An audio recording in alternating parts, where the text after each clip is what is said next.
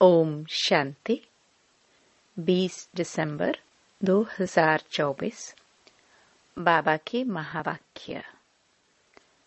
मीठे बच्चे, याद में रहने की प्रैक्टिस करो तो सदा हर्षित मुख खिले हुए रहेंगे। बाप की मदद मिलती रहेगी, कभी मुरझाएंगे नहीं। प्रश्न: तुम बच्चों को यह गॉडली स्टूडेंट लाइफ किस नशे में बितानी है? उत्तर: सदा नशा रहे कि हम इस पढ़ाई से प्रिंस प्रिंसेस बनेंगे। यह लाइफ हंसते खेलते ज्ञान का डांस करते बितानी है। सदा वारिस बन फूल बनने का पुरुषार्थ करते रहो। यह है प्रिंस प्रिंसेस बनने की कॉलेज। यहाँ पढ़ना भी है तो पढ़ाना भी है, प्रजा भी बनानी है, तब राजा बन सकेंगे। बाप तो पढ़ा हुआ ही है, उसे पढ़ने की जरूरत नहीं। गीत: बचपन के दिन भुला न देना। ओम शांति। यह गीत है खास बच्चों के लिए। भल है गीत फिल्मी, परंतु कुछ गीत है ही तुम्हारे लिए। जो सपूत बच्चे हैं, उन्हों को गीत सुनते समय उसका अर्थ अपने दिल में ले आना पड़ता है। बाप समझाते हैं, मेरे लाडले बच्चे, क्योंकि तुम बच्चे बने हो। जब बच्चा बने तब तो बाप के वर्षे की भी याद रहे। बच्चे ही नहीं बने तो याद करना पड़ेगा। बच्चों को स्मृति रहती है, हम भविष्य में बाबा का वर्षा लेंगे। यह है ही राजयोग, प्रजा योग नहीं। हम भविष्य में प्रिंस प्रिंसेस बनेंगे। हम उनके बच्चे हैं। बाकी जो भी मित्र संबंधी आदि हैं, उन सबको भुलाना पड़ता है।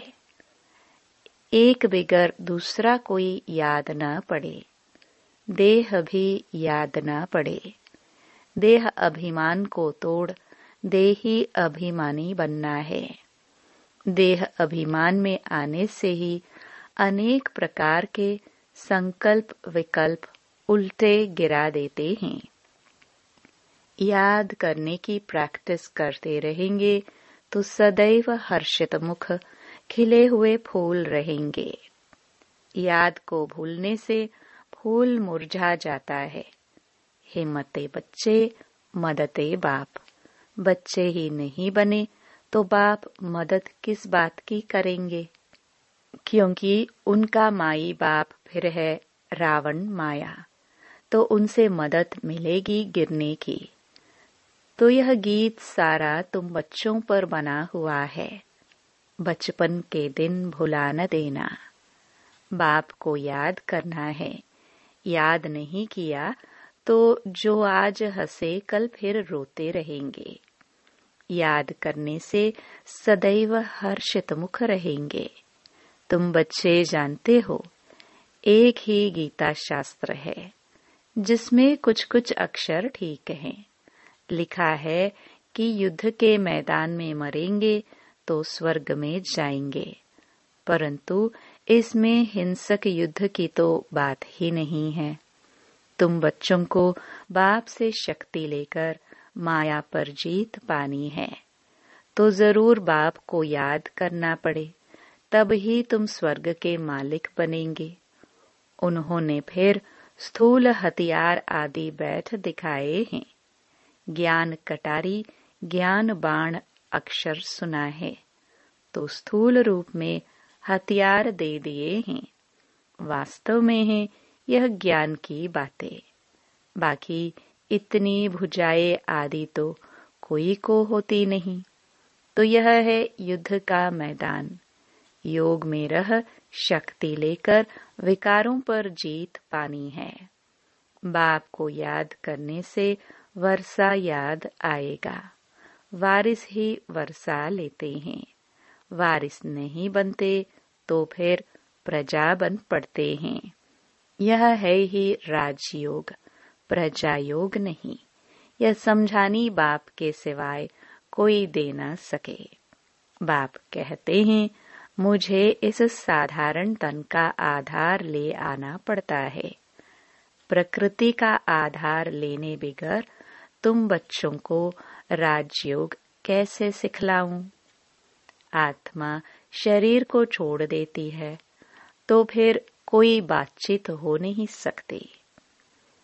फिर जब शरीर धारण करे, बच्चा थोड़ा बड़ा हो, तब बाहर निकले और बुद्धि खुले।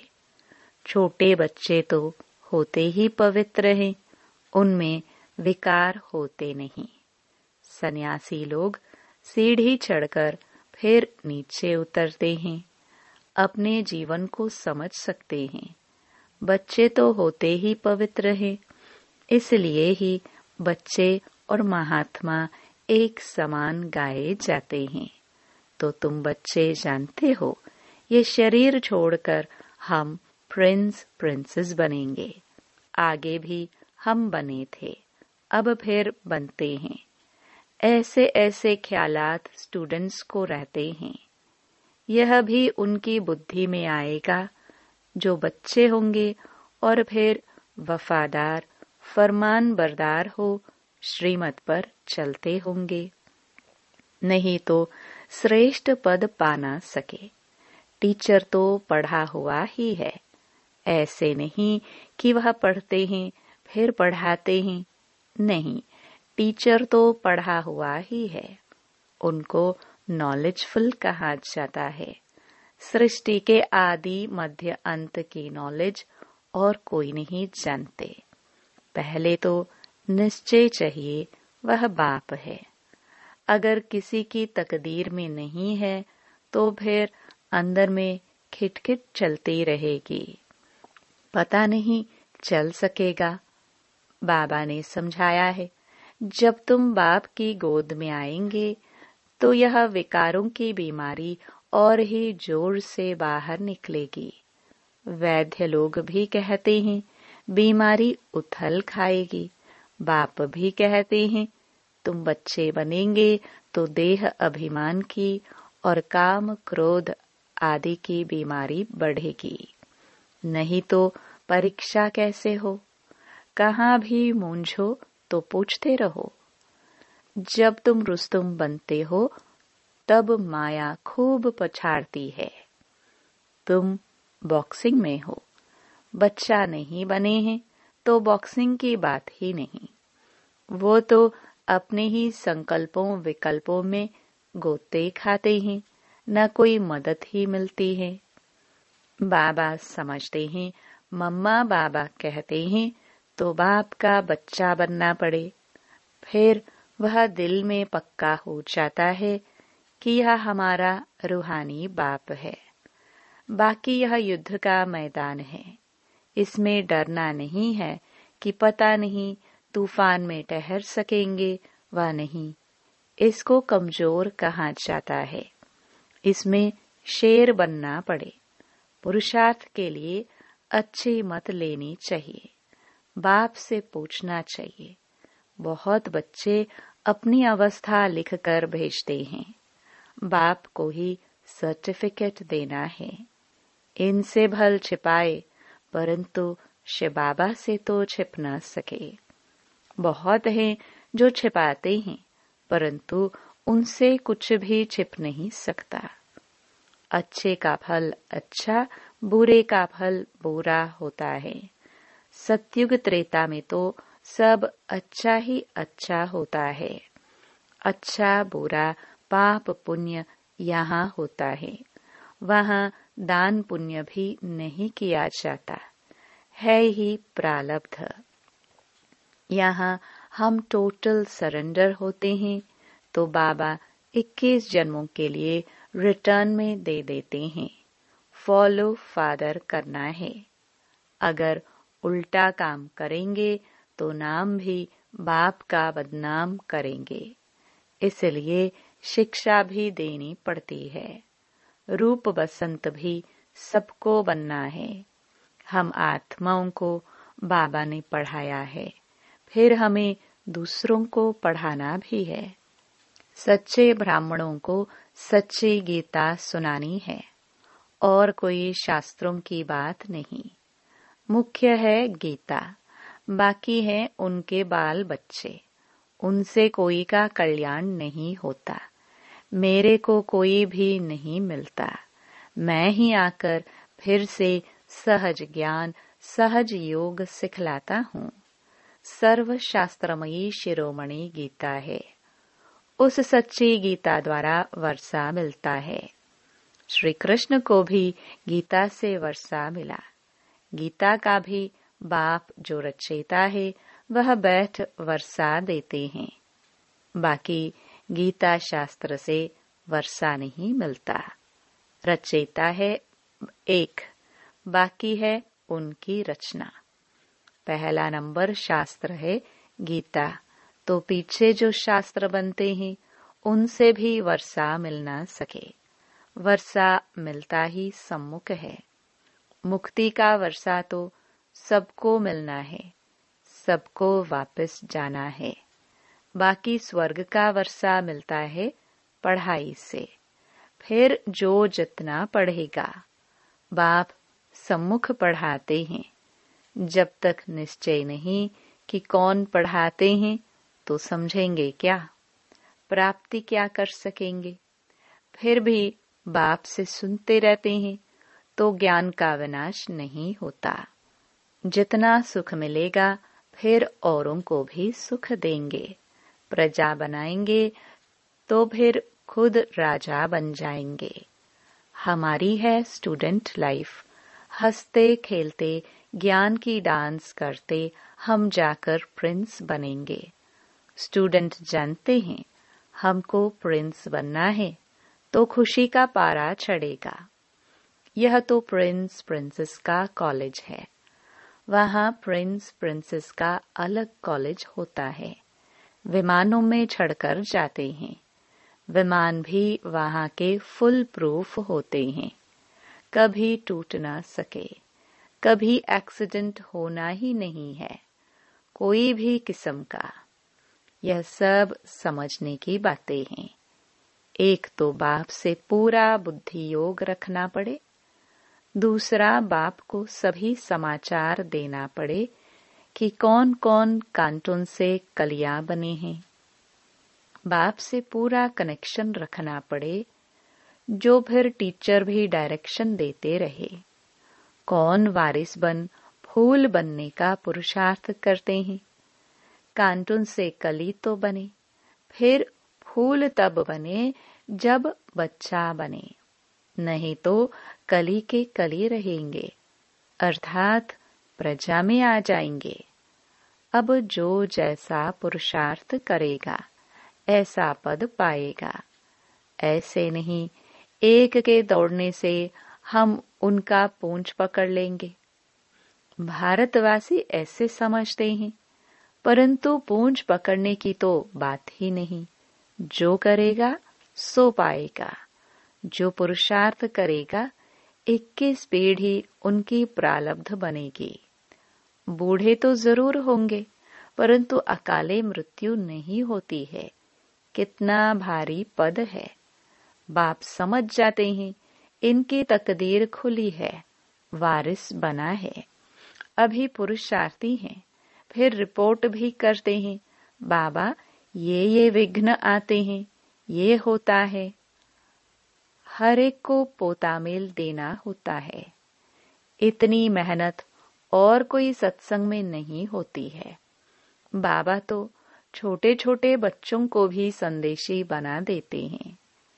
लड़ाई में मैसेज ले जाने वाले भी चाहिए ना। लड़ाई का यह मैदान है, यहाँ तुम सम्मुख सुनते हो तो बहुत अच्छा लगता है, दिल खुश होती है।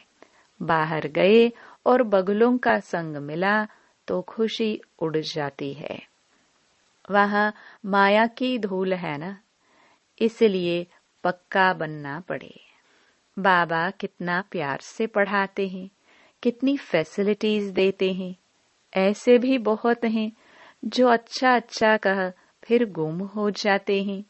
कोई विरला ही खड़ा हो सकता है। यहाँ तो ज्ञान का नशा चाहिए।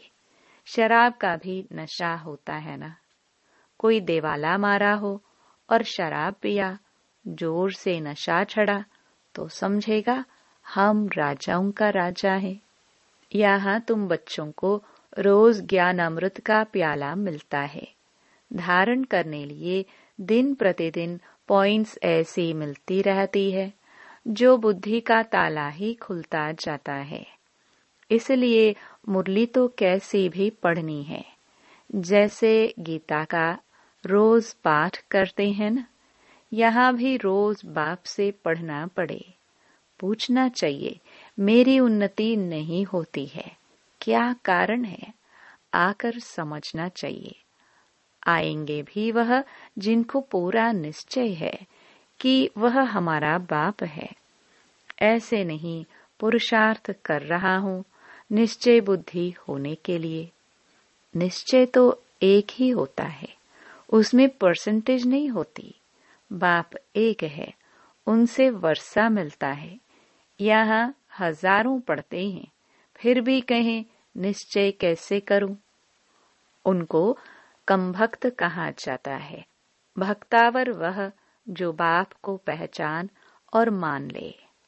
कोई राजा कहे हमारी गोद का बच्चा आकर बनो, तो उनकी गोद में जाने से ही निश्चय हो जाता है ना।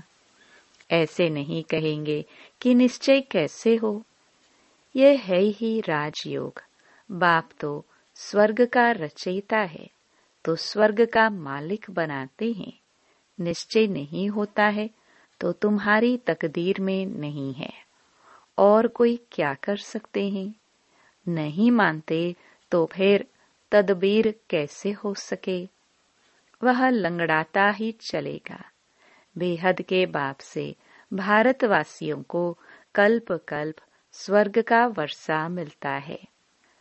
देवता होते ही स्वर्ग में हैं। कलयुग में तो राजा ही है नहीं, प्रजा का प्रजा पर राज्य है।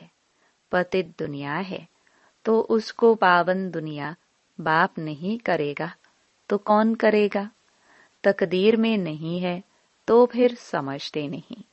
यह तो बिल्कुल सहज समझने की बात है। लक्ष्मी नारायण ने यह राजाई की प्रारब्ध कब पाई? जरूर आगे जन्म के कर्म है, तब ही प्रारब्ध पाई है। लक्ष्मी नारायण स्वर्ग के मालिक थे, अभी नरक है, तो ऐसा श्रेष्ठ कर्म अथवा राजयोग सिवाय बाप के और कोई सिखला ना सके। अभी सबका अंतिम जन्म है। बाप राजयोग सिखला रहे हैं। द्वापर में थोड़े ही राजयोग सिखलाएंगे। द्वापर के बाद सतयुग थोड़े आएगा। यहाँ तो बहुत अच्छी रीति समझ कर जाते हैं। बाहर जाने से ही खाली हो जाते हैं, जैसे डिब्बे में ठिकरी रह जाती है। रतन निकल जाते हैं। ज्ञान सुनते सुनते फिर विकार में गिरा तो खलास। बुद्धि से ज्ञान रत्नों की सफाई हो जाती है। ऐसे भी बहुत लिखते हैं, बाबा मेहनत करते करते फिर आज गिर गया।